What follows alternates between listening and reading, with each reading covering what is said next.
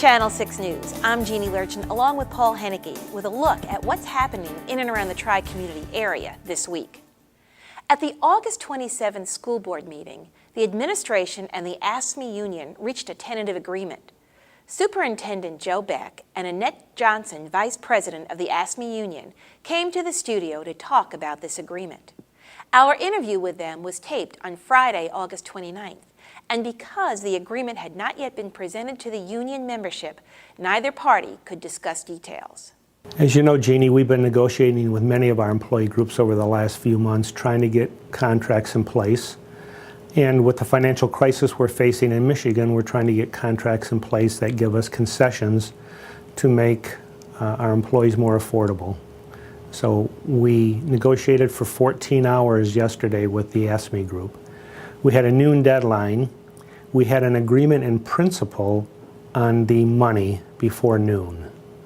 So after that, it was a matter of, we had a lot of contract language to deal with. That union is our most diversified union. We have food services people, we have transportation, we have custodians, we have outdoor building and grounds, we have maintenance people, so there's a lot of language, and we thought it was important that we take care of all the language issues also. Annette Johnson spoke about representing her group.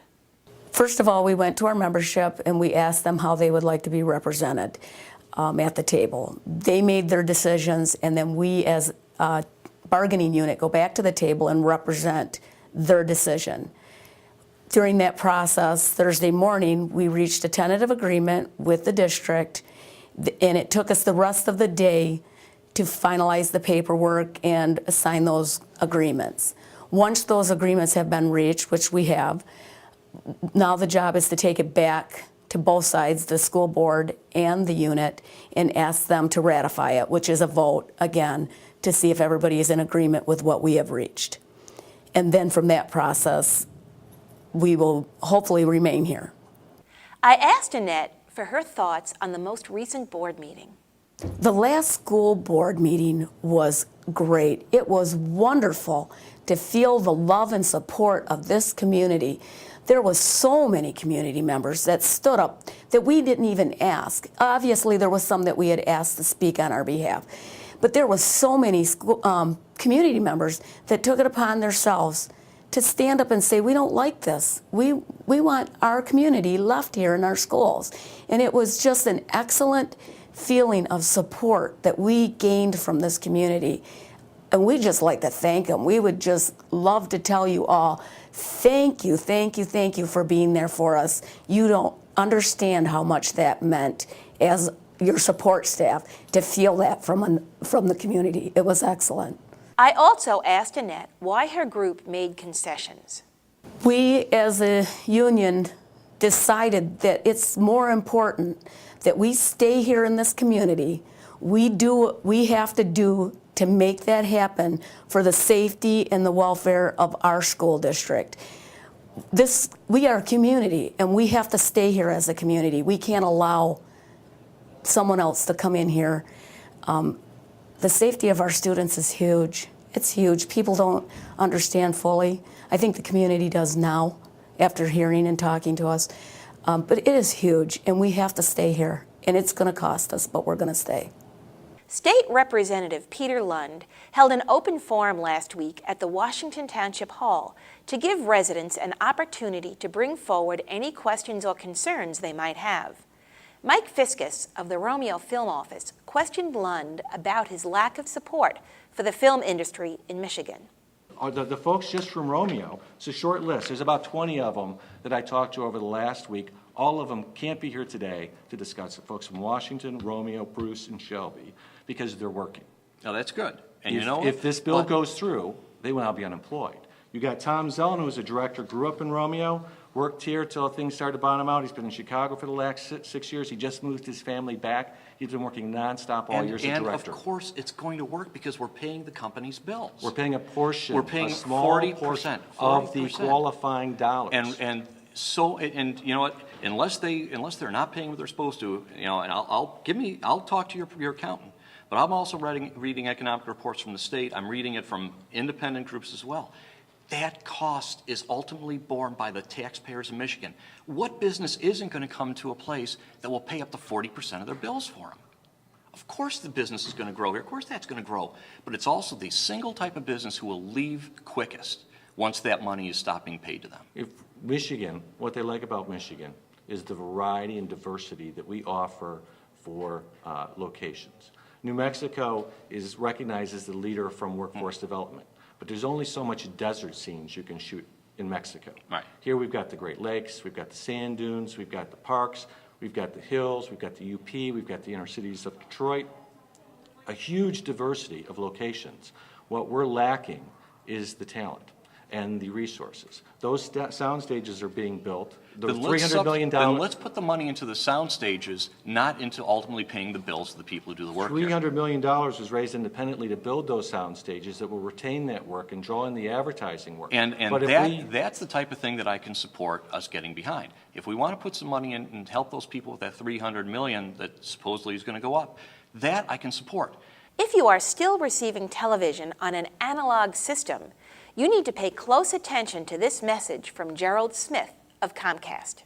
Hi, I'm Gerald Smith, Regional Manager here at Comcast, visiting Romeo and Washington Township today to give you some exciting news about Comcast and its new Digital Network Enhancement Program.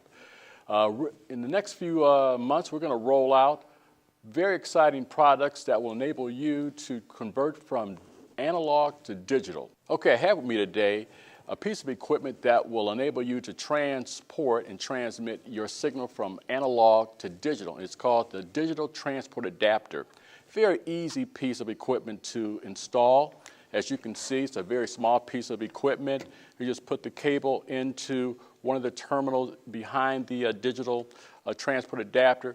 This piece of equipment goes right into the input of your television set. You plug another cord from this adapter right into the wall. And if you do not want this piece of equipment to be shown, if you have a flat screen TV or don't want this piece of equipment again to be shown, you can point this remote extender right at or set it beside the TV or on top of the TV and point the remote right at it. It'll change the channel. So it's a very easy piece of equipment to install. We really encourage you to order this equipment as soon as possible. It's going to give you great viewing enjoyment, if you will, and will enable you to actually see your pictures and sound quality in a way in which you've never experienced before. You might ask, what is the Comcast Digital Network Enhancement Program? The Comcast initiative to move standard expanded cable networks to an all-digital format is as follows. At the conclusion of the migration, all video customers except those choosing basic B1 service only, that is our limited basic customers, will receive digital signals with a set-top box or a digital transport adapter on at least their primary outlet. Our basic B1 service lineup will be duly carried in analog and digital until at least 2012. You also might want to ask, how will this digital network enhancement program be implemented? Well, we'll upgrade most of our expanded basic standard customers to digital at no additional charge, which is very critical.